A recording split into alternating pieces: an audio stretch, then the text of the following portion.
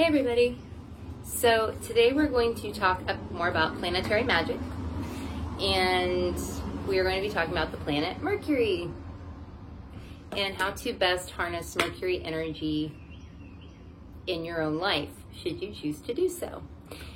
This is a good time to talk about Mercury because transit Mercury just went retrograde. So it's a good time. This is a good time actually to work with Mercury energy. It's also a good time to work with Jupiter energy, but we'll be starting with Mercury energy here today. We're talking about that here. So the day of the week that has an affinity for Mercury is Wednesday. Of course, if you want to work with Mercury on a random Saturday, you know, by all means, if you feel like that is the best day for you to work with Mercury, do that. But it does have an affinity for Wednesdays. So when you work with Mercury, you can work with Mercury generally, first of all, but you can also work with Mercury from either the Gemini or the Virgo angle. You know, most people, when they work with Mercury, I think they think to work with it from the Gemini angle, communication, learning new things, sharing information, all of those kinds of things I think are what people tend to think about first when they work with Mercury. You can certainly work with Mercury though to become organized, for more proficiency, for more efficiency, for all of those kinds of Virgo things.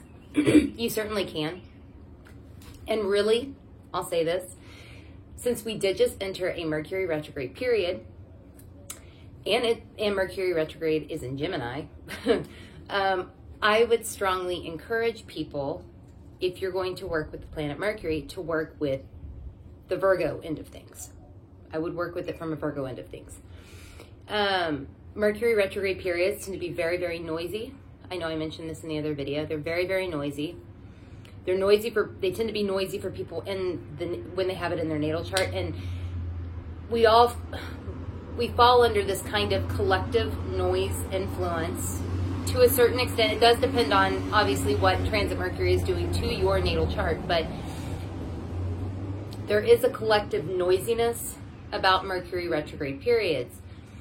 And in Gemini, it feels especially noisy. So I feel like right now, for these next 3 weeks, working with Mercury from a Virgo point of view would be a really good thing to bring some order and some organization to all the noise that you might be taking in, to try to decipher what you actually need to be taking in at this time, what you actually need to be communicating.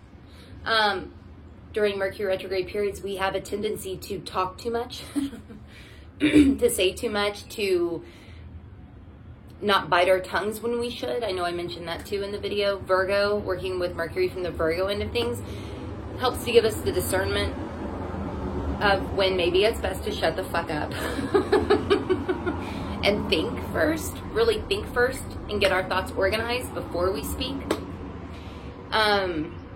So yeah, I strongly encourage people right now, regardless of what Mercury is doing in your natal chart, regardless of whatever, if you're working with Mercury in a planetary magic way right now, I strongly recommend that you work with it from the Virgo end of things.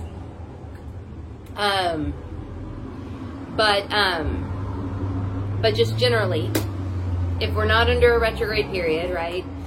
Especially in Gemini, you know, Mercury retrograde in Gemini period.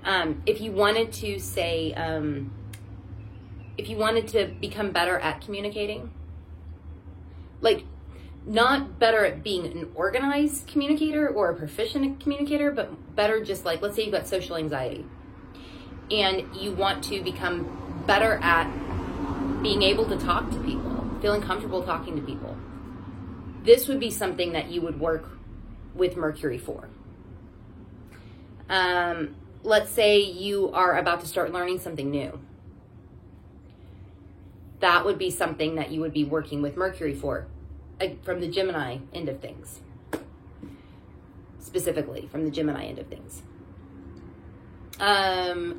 If you,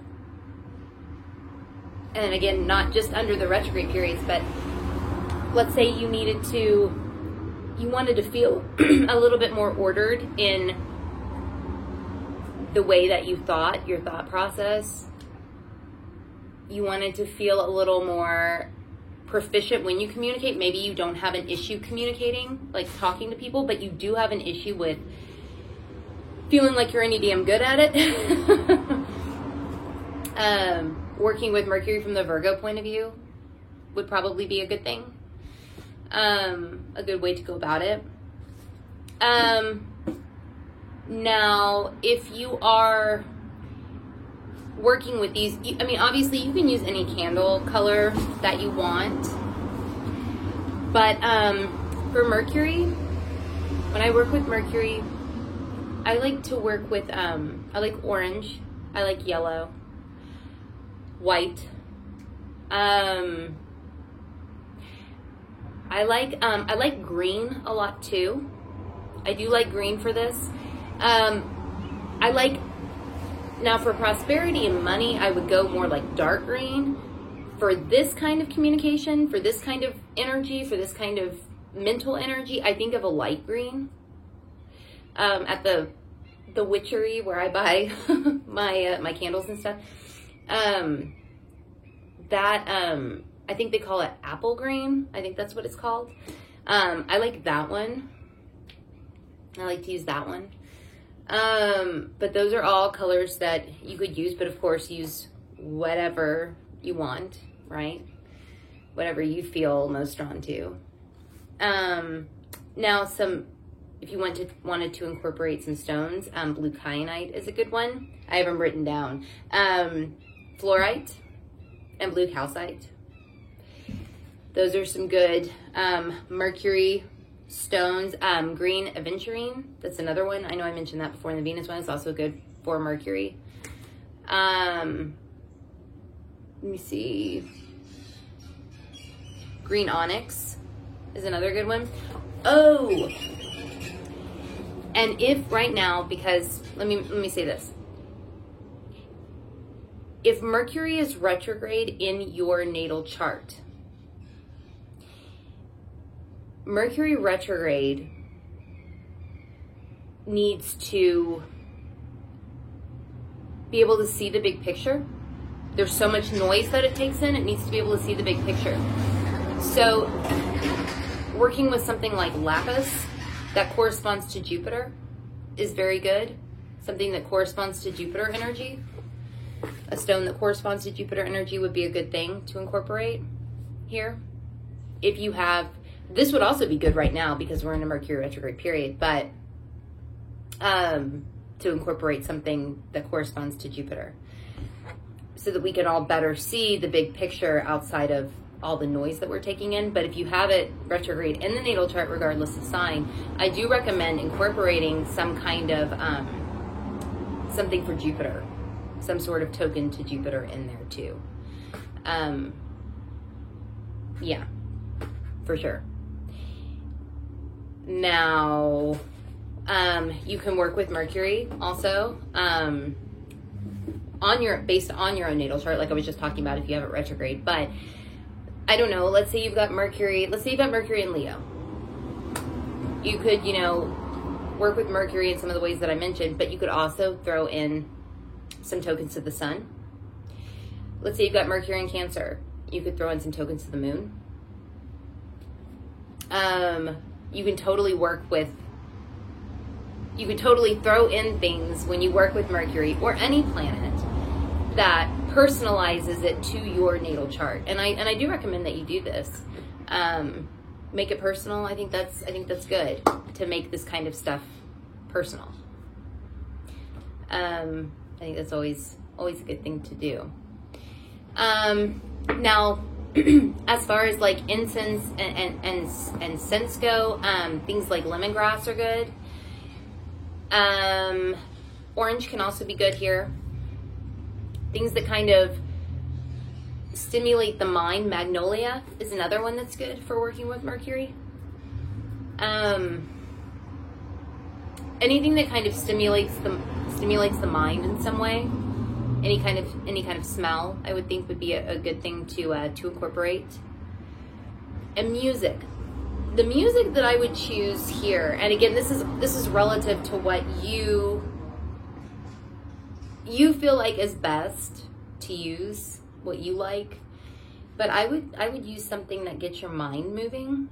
Certain kinds of music, certain kinds of tones, certain kinds of melodies are better at this than others. I would certainly try to pick something that does that, whatever that might be for you.